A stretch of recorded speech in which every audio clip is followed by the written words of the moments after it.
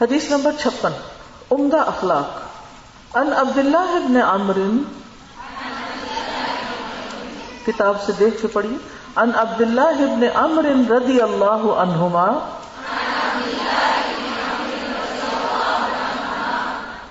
قال لم يكن النبي صلى الله عليه وسلم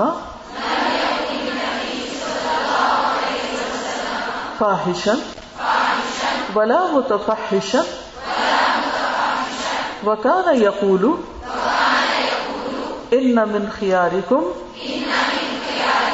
احسنكم اخلاقا۔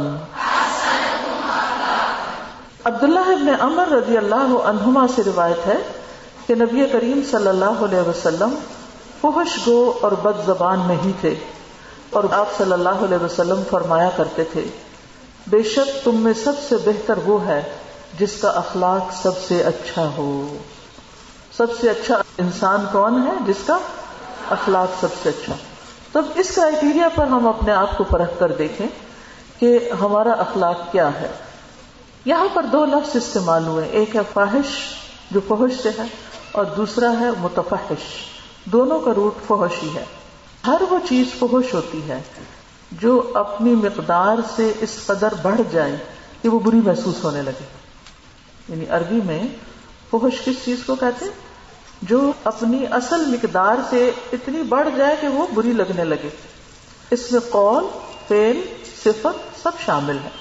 جب کوئی شخص اپنی لمبائی میں، یعنی کسی کا قد بہت لمبا ہو جاتا ہے نا، بہت بڑھ جاتا ہے، تو کہا جاتا ہے طویل فاحش الطول، بہت لمبے قد کا ہے۔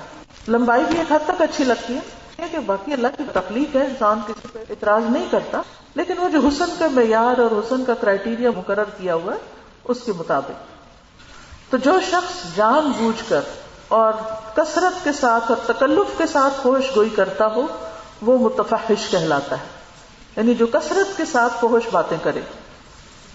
تو اس سے یہ پتہ چلتا ہے کہ جو بد زبان انسان ہوتا ہے وہی بد اخلاق ہوتا ہے۔ یعنی انسان کی سب سے زیادہ بد اخلاقی کہاں سے پتہ چلتی ہے؟ اس کی بد زبانی سے، اس کے زبان کے استعمال سے۔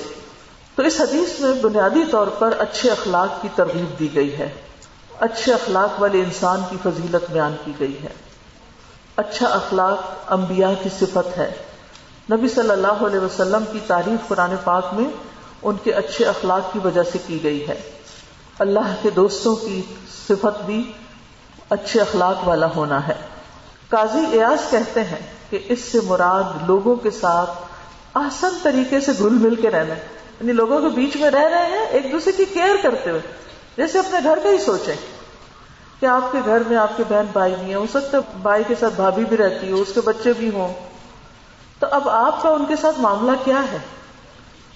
آپ ان کے ساتھ کتنا گھل مل کے رہتے ہیں؟ یا ایک آنے والی بہو ہی گھر میں اپنے پہلے سے جو موجود ہیں خاندان، اس کے ساتھ کتنا گھلتی ملتی ہے، اس میں کتنا ایڈجسٹ کرنے کی کوشش کرتی ہے، ان کے ساتھ کیسا معاملہ کرتی ہے۔ اگر اچھے اخلاق والی ہوگی تو وہ ان کو اپنے بہن بھائیوں کی طرح، والدین کو اپنے ماں باپ کی طرح سمجھے گی، اور اس گھر کو اپنا گھر سمجھے گی، اور پھر گھر بنانے کی کوشش کرے گی۔ لیکن ادروائز اگر وہ اپنے آپ کو بڑی چیز سمجھتی ہوگی تو سب کو حقیر سمجھ کے وہاں اس کا رہنا، گزارا کرنا، ان کے ساتھ میل جول، ان سب چیزوں سے وہ الگ تھلگ ہو جائے گی۔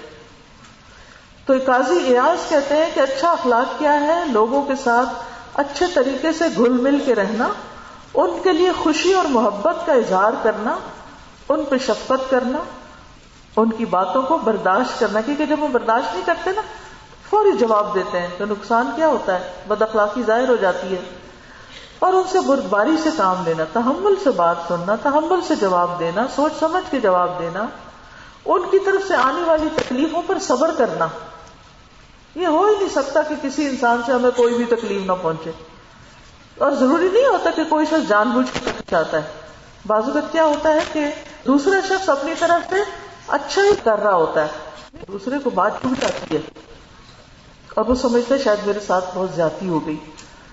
اسی طرح قاضی ایاز کہتے ہیں تکبر اور لوگوں پر زیادتی کو ترک کرتے ہوئے سختی اور غضب اور ان کی پکڑ کے پہلو سے دور رہنا، یعنی لوگوں پہ سختی نہ کی جائے، لوگوں پہ اپنی دھوس میں جمائی جائے، لوگوں کے ساتھ غصے والا برتاؤ نہ کیا جائے، یعنی آرام سے، تحمل سے، سکون سے معاملہ کیا جائے.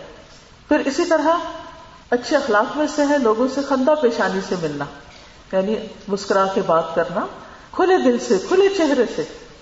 پھر اسی طرح لوگوں کے ساتھ حسن سلوک کرنا، جیسے حدیث میں آتا ہے البر حسن الخلق، نیکی اچھے اخلاق کا نام ہے، یعنی ہر نیکی اچھا اخلاق ہے. اور اخلاق خلق سے یعنی عادت، اچھی عادتیں جو ہے وہی اچھا اخلاق ہے. رسول اللہ صلی اللہ علیہ وسلم نے فرمایا بلا شبہ اللہ عز و جل مہربان ہے، مہربانی اور بلند اخلاق کو پسند کرتا ہے اور اس کے گھٹیا پن سے نفرت کرتا ہے. افضل ایمان والے لوگ وہ ہوتے ہیں جن کا اخلاق اچھا ہوتا ہے.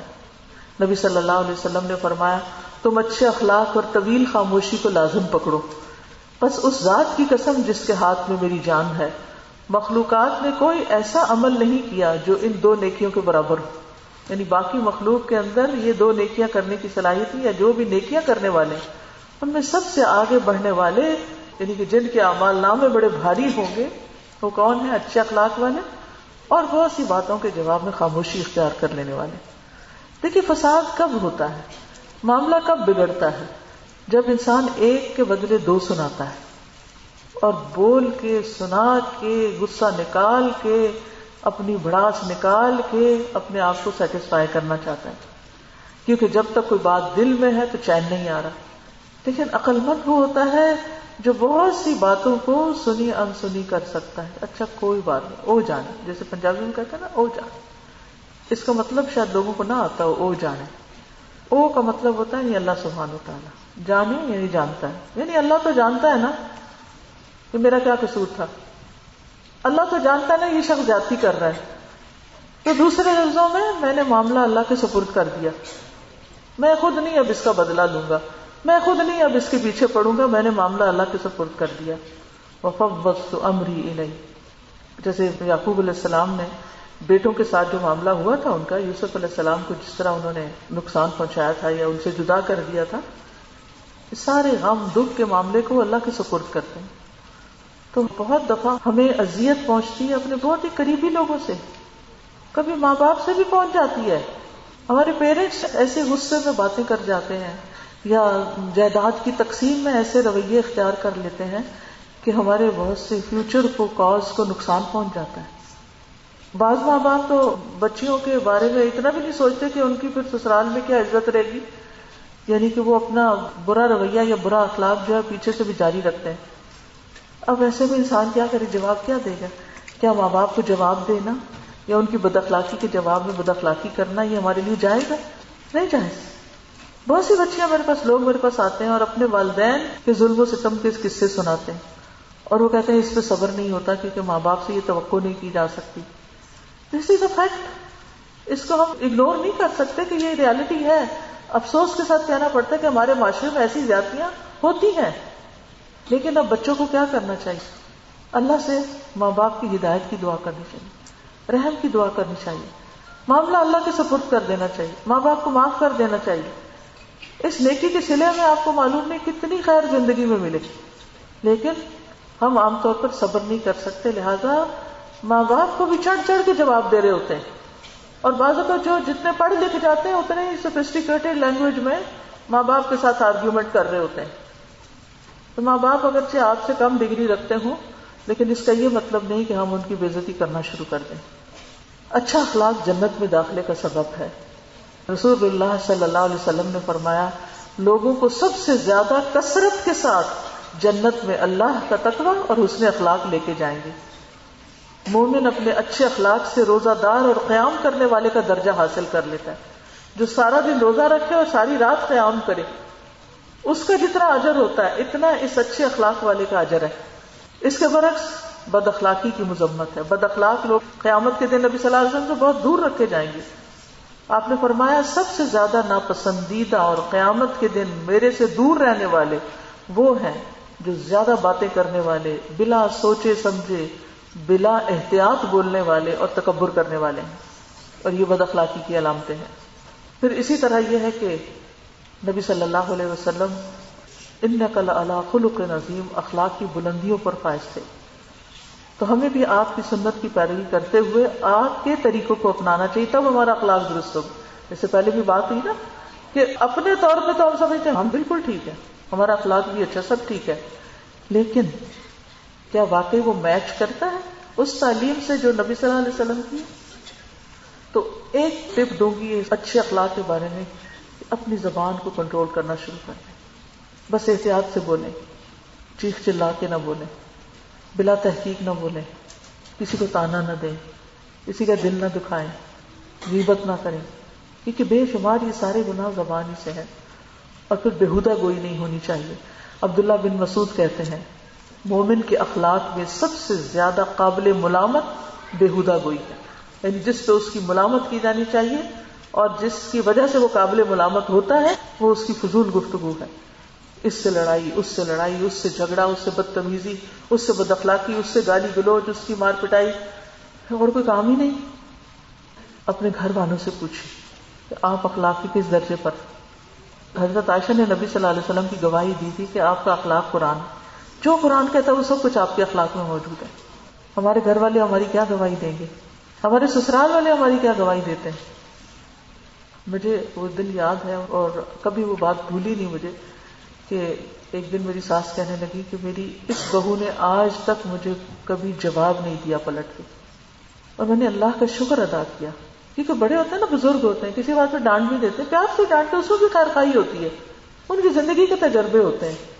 تو کبھی وہ کچھ جاتی بھی کر جاتے ہیں، کبھی وہ ویسے انہوں نے کبھی ایسا تو نہیں کیا تھا، لیکن ہمیں اگر محسوس بھی ہو کہ انہوں نے جاتی کی ہمارے ساتھ یا ٹھیک نہیں ہے معاملہ، تو اس صورت میں پلٹ کے جواب نہ دیں. ہمیں چین نہیں آتا جب تک ہم واپس سنا نہ چکے. کسی نے اگر ہمیں ایک پتھر مارا، ہم دو نہ مارے تو ہمیں چین نہیں آتا. تو اس عادت کو چھوڑ دیں، چپ ہو جائیں، خاموشی اختیار کر لیں، اگنور کر دیں. تو آپ دیکھیں تھوڑی دیر میں جاگ بیٹھنے لگے، شعلے بھڑک کم ہو جائیں اور معاملہ درست ہو جائے گا اور آپ پار لگ جائیں گے. اگر اچھے اخلاق کی وجہ سے جنت ملتی ہے تو پھر اور کیا چاہیے؟ اس سے بڑھ کے کیا چاہیے؟ اس سے بڑھ کر تو کوئی کامیابی ہے ہی نہیں. اس کا علاج یہ کرنا چاہیے کہ اگر کوئی آپ کے ساتھ زیادتی کر رہا ہے تو آپ اس سے ٹائم لیں، آپ اس سے کہیں میں آپ سے بات کرنا چاہتی ہوں، اور بتائیں، اس کو لکھ کے بتا دیں، آرام سے تحمل سے بتا دیں کہ مجھے آپ کی اس بات سے بڑی تکلیف ہوتی ہے، آپ ایسا نہ کریں. ہمارا دین چاہتا ہے کہ ہمارا ماحول پیسفل ہو. جنت امن والی جگہ ہے. فی الغرفات آمنون، وہ امن ہمیں یہاں سے لے کے جانا ہوگا، ساتھ پرامن رہنا ہوگا. اور پرامن اچھے اخلاق کے ساتھ ہی ہوا جا سکتا ہے. اگر ہمارے دلوں میں چین نہیں اور ہماری زبان سے کسی کو چین نہیں اور ہمارے گھروں میں چین نہیں تو ہم کس جنت کی باتیں کرتے ہیں؟ استاذہ میرا یہ کوشچن ہے کہ جب ماما ڈانٹتی ہے میں خاموش رہتی ہوں تو ان کو لگتا ہے کہ میں انہیں اگنور کر رہی ہوں. نہیں، اگنور انسان اپنے جسٹس کے ساتھ کرتا ہے کہ مجھے پرواہ نہیں ہے. لیکن خاموشی کیا ہوتی ہے؟ وہاں سے آپ ہٹ جائیں تھوڑی دیر کے لیے، پھر دوبارہ آ کے آپ کوئی اور کام کی بات کر لیں. جیسے کسی بات پہ آپ کو امی نے ڈانٹ دیا تو آپ جواب نہیں دے رہے، لیکن اس کا یہ مطلب ہے سارا دن کوئی بات نہ کریں، یہ اگنور کرنا ہے. اس بات کا جواب نہ دیں، تھوڑی دیر وہاں سے آگے پیچھے ہو جائیں، پھر دوبارہ کوئی کام لے کے آ جائیں. اچھا امی اس کا کیا کرنا ہے؟ تو امی یہ نہیں کہیں گی کہ اگنور کر رہی ہے. سازا اسی طرح یہ جو بات آ رہی ہے کہ تقوی حاصل کرنے کے لیے ہر اس کے الگ الگ افعال اور اعمال پر نظر رکھنی پڑے گی، کیونکہ ابھی آیا کہ دل کے کچھ افعال ہیں جس میں تقوی چاہیے، اب یہاں پر زبان کے افعال ہیں کہ جس پر ہمیں کرنا چاہیے، پھر اسی طرح سوچ ہے، کیونکہ جب ہم کسی کے بارے میں برا سوچتے ہیں تو پھر برا بولتے ہیں یا وہ کرتے ہیں. اسی طرح تقوی حاصل کرنے کے لیے میرا خیال ہے سب سے پہلے اپنے اوپر صرف کام کرنے کی ضرورت ہوتی ہے. انوائرمنٹ تو پھر بعد میں متقی ہو ہی جاتا ہے جو ہمارے ارد گرد کا ہوتا ہے، اور جتنا زیادہ ہم خود تقوی حاصل کرنا چاہتے ہیں اتنا زیادہ کڑی نظر رکھنا جو ہوتا ہے نا. اور جیسے صحابہ کرام محاسبہ کیا کرتے تھے اپنا، کہ جہاں جو غلطی ہوئی فوراً ہی اللہ سبحانہ وتعالیٰ کی طرف پلٹنا، اور جب ہم اللہ کی طرف پلٹ جاتے ہیں تو پھر خود بخود لوگوں کے اندر وہ معافی درگزر کا رویہ آٹومیٹک آ جاتا ہے. آپ نے باٹل لینگویج بھی کہہ دیا کہ یہ بھی اسی چیز میں آتی ہے. Even we don't talk but at times ہمارے جیسچر سے شو ہوتا ہے کہ اٹس اے بیڈ تھنگ. تو برائی کی نشر و اشاعت کرنا وہ فحشاء میں آتا ہے. گالی گلوچ کرنا. سیکنڈ حدیث کا مضمون اس طرح سے کچھ آتا ہے کہ زبان کی جھجک ہو جانا. جو اب یگسٹرز یوتھ ہے ان کا یہ بہت بڑی پرابلمٹک سچویشن ہے ایک پہلے ہم بڑوں میں ہی بیٹھتے تھے، بات چیت نہیں ہوتی تھی، اس طرح سے نہیں ہوتی، ڈسٹینس ہوتا بڑے الگ ہو. اب یہ ہے کہ they are friendly environment and they can say اینی تھنگ. تو وہ ایک آگے جا کے نا ایک نارمیلٹی ہوتی ہے کہ وہ اوپن اپ ہو چکا ہے سب کچھ. اس کے کوئی سائڈ افیکٹس بتائیں کہ اس کو کیسے کوپ اپ کریں. اصل میں کوپ اپ تو ساری خرابیوں اور برائیوں سے اللہ کے تقوی کے ساتھ ہی کیا جا سکتا ہے. اللہ کا ڈر جب تک نہ ہونا تو جتنے مرضی نقصان بتا دے انسان پھر وہی کچھ کرتا ہے جو اس کا دل چاہتا ہے. سر جو ابھی آپ نے بات کی نا کہ اپنے اخلاق کی جو گواہی ہے وہ اپنے گھر والوں سے لیں، تو میرے ذہن میں فوراً ایک بات آئی کہ میں ایک پرفارما تیار کروں MCQs جس میں ڈفرینٹ چیزیں ہوں، the way I talk, the way my body posture, مختلف کوشچنز ہوں، اور اپنے تمام گھر والوں کو انکلوڈنگ مائی شوہر، اپنے بچے، بہو، ان کو میں دوں اور ان کو کہوں، پھر میں اپنے آپ کو اسیس کروں کہ ویئر آئی لائک. بالکل ہم سب کو پوچھنا چاہیے. ہم کسی سے بات کرتے ہیں اسپیشلی محرم نہ محرم بھی، جی بالکل. ہمارے کزنز ہیں ایٹسیٹرا، تو ہم اب اس چیز کو مد نظر رکھتے ہوئے ان سے روڈلی بات کرتے ہیں یا لائک تھوڑا ہم اوائڈ کرتے ہیں، تو کیا پھر ہم بد اخلاق ہو جاتے ہیں؟ دیکھیے قرآن مجید میں آتا ہے وَقُلْنَا قَوْلًا مَعْرُوفًا، کہ معروف بھلی بات کرو. ایون اپنی فرینڈ سے بھی بات کریں اسلام دعا حال چال کے علاوہ کوئی بات نہیں ہے، کیونکہ ہم نے جھوٹ نہیں بولنا، غیبت نہیں کرنی، کسی دوسرے کی بات نہیں کرنی. ہاں لیکن اچھی علمی باتیں خیر. لائف پھر یہ آتا نا کہ یہ تو بڑی مطلب تکبر والی ہے، یہ پتہ نہیں اپنے آپ کو کیا سمجھتی ہے. تکبر جو ہوتا ہے نا وہ رویوں سے پتہ چلتا ہے. اگر ہم کسی سے آرام سے بات کر رہے ہیں، کام کی بات کر رہے ہیں، فائدے کی بات بتا رہے ہیں. دیکھیں ہم میں باتیں کب ہوتی ہیں جب ہمارے کامن بہت سے ایشوز ہوتے ہیں نا، جیسے چھوٹے بچے ہیں مثلا. اصل میں اس طرح کی خاموشی اختیار نہیں کرنی چاہیے کہ دوسروں کو بد اخلاقی کا احساس ہونے لگے. خاموشی وہ ہونی چاہیے کہ جس میں ضرورت کے وقت آپ بات کریں، فائدے کی بات کریں، کام کی بات کریں، لوگوں کو پتا ہو کہ یہ اچھا بولتی ہے. ایسا نہیں ہے کہ یہ ہر وقت ایسی ہوتی ہے. اس وقت مصلحتاً خاموش ہے کہ مرد حضرات بیٹھے ہیں، بزرگ مجلس میں بیٹھے ہیں، یا کوئی خطبہ ہو رہا ہے یا کوئی لیکچر ہو رہا ہے، کیونکہ کئی جگہ بولنے کی ہوتی ہے اور کئی جگہ خاموشی کی ہوتی ہے. تو ان میں اگر کوئی کہتا ہے کہ روڈ ہے تو اس کی اپنی غلط فہمی ہے، تو ناسمجھ ہے جو یہ فیصلہ کر رہا ہے. تو ناسمجھ لوگوں کی باتوں پہ نہیں جانا چاہیے. ہمیں خود پتا ہونا چاہیے کہ کس سچویشن میں ہم نے کس طرح بہیو کرنا ہے. مثلاً آپ کہہ رہی ہیں نا کہ ہم دوستوں میں بیٹھے ہیں تو کوئی غیبت نہیں کرنی، تو کوئی بات ہی نہیں رہتی. تو بہت باتیں ہیں. مثلاً چھوٹی سی مثال سے آپ کو سمجھاؤں گی کہ آپ بیٹھے ہیں اور پہلے آپ بچوں کی باتیں کرتے تھے اور ہر وقت بچوں کی شکایتیں، یہ بڑا بدتمیز ہے، یہ تو روتا ہی رہتا ہے، یہ تو رات سوتا نہیں، یہ تو پڑھتا نہیں. اچھا وہ اپنے بچے کی رونا لے کے بیٹھ گئی. یہ ہو گئی غیبت والی باتیں اور بد اخلاقی والی. اس کو آپ ریپلیس کیسے کریں؟ اس کو آپ ریپلیس اس طرح کریں گے کہ آپ ان بچوں کی حرکتوں پر کچھ پڑھیں گے، کچھ سیکھیں گے، کچھ جانیں گے کہ میں نے اصلاح کیسے کی اپنے بچے کی. اگر ایک بتاتی ہے عورت اپنی دوست کو کہ میرا یہ بچہ جو ہے نا یہ رات کو سوتا نہیں، تو آپ اس کو اچھے مشورے دے سکتے ہیں کہ اس کو سلانے کے لیے آپ یہ اور یہ اور یہ کریں. آپ اس کو کہانیاں سنائیں، آپ اس کو رات کو نہلا دیں، آپ اس کا مساج کریں، آپ اس کو کمفرٹیبل کریں، آپ اس کی کپڑے صحیح پہنائیں اس کو رات کو سوتے وقت. یعنی 10 مشورے آپ اس کو دے سکتے ہیں جو آپ کے پاس اچھا تجربہ ہو. یا کوئی اور اسی طرح کا ایشو اپنا بیان کرتی ہے، تو بجائے اس کے کہ اس کے ایشو کے جواب میں آپ بھی ایشو سنانا شروع کر دیں اپنا کوئی، یہ خراب ہے. لیکن اگر کوئی مسئلہ بتاتا ہے اس کا حل آپ پیش کرتے ہیں تو کم باتیں نہیں ہوتی ہیں، اس میں بہت باتیں ہو سکتی ہیں. لیکن مشکل پتہ کیا ہے، ہم نہ تو علم سیکھتے ہیں، نہ علم کی مجلسوں میں بیٹھتے ہیں، نہ بچے پالنا سیکھتے ہیں. چلے شکر ہے کھانے پکانے تو ٹیلی ویژن سے ریسیپیز دیکھ دیکھ کے اور نیٹ سے ریسیپیز دیکھ دیکھ کے ہم نے بہت سیکھ لیے اور مزے کے اور دنیا بھر کے کھانے جو ہمیں سوٹ کریں یا نہ کریں وہ پکانے سیکھ لیے.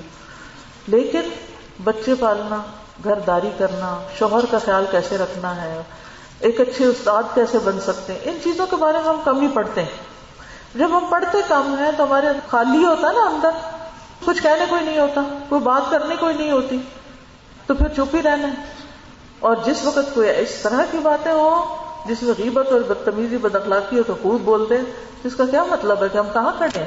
ہماری گفتگو ہی ہمیں بتاتی ہے کہ ہم کس مقام پر ہیں. اپنی گفتگو سے ہی اپنا محاسبہ کریں کہ آپ تقویٰ کے کس لیول پر ہیں.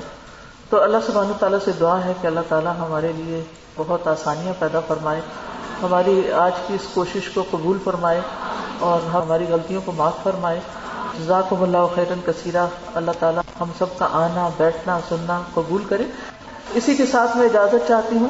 سبحانک اللہم و بحمدک اشہد ان لا الہ الا انت استغفرک و اتوب الیک. السلام علیکم و رحمۃ اللہ وبرکاتہ.